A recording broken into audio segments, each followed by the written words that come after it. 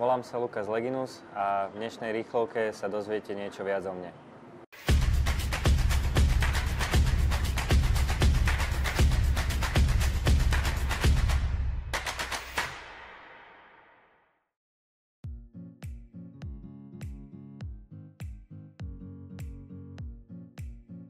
Som trávil s rodinou, s tými najbližšími, takisto aj Vianoce. Trošku sme si oddychli a potom sme znova nabehli do individuálneho tréningového plánu, čiže aj s rodinou a aj potom tréningovo.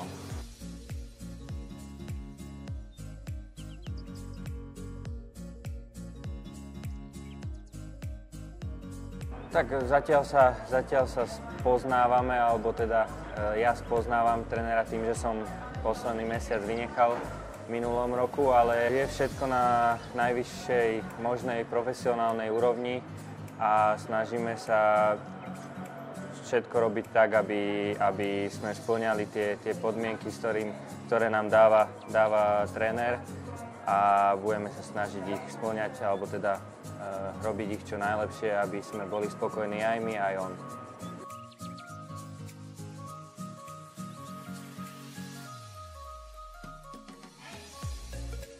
Chceme ísť od zápasu k zápasu sa zlepšovať a aby to, čo tréner chce priniesť tomuto mužstvu, aby sme v každom zápase ukazovali, aby sme sa dobre naladili a najlepšie vyhrávať kolo od kola, takže vyhrávať zápasy.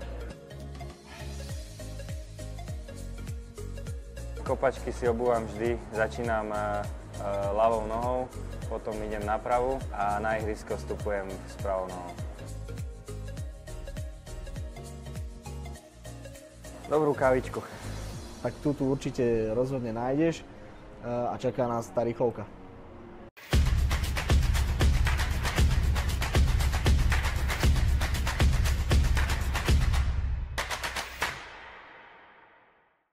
V deň zápasu raňajkujem najradšej Parky. Ktorý je môj nefutbalový vzor. Messi. Nefutbalový. Messi. Nefutbalový? Ja aj nefutbalový. Čo to sú otázky? Čo ja viem? Neviem. Najkrajší gól kariéry. Proti rohožníku. Spoluhráč s najlepšou kondíciou. Stanko.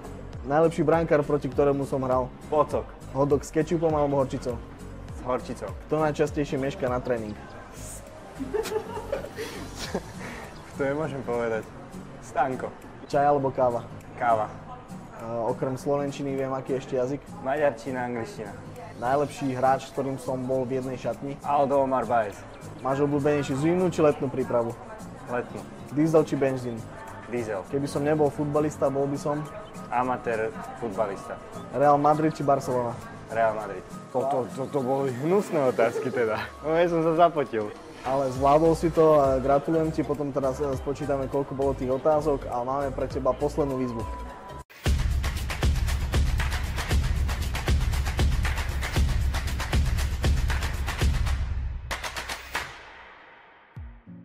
Toto bude nejaká ona. Chytači.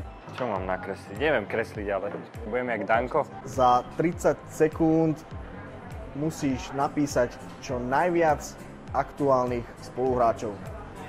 Ideš.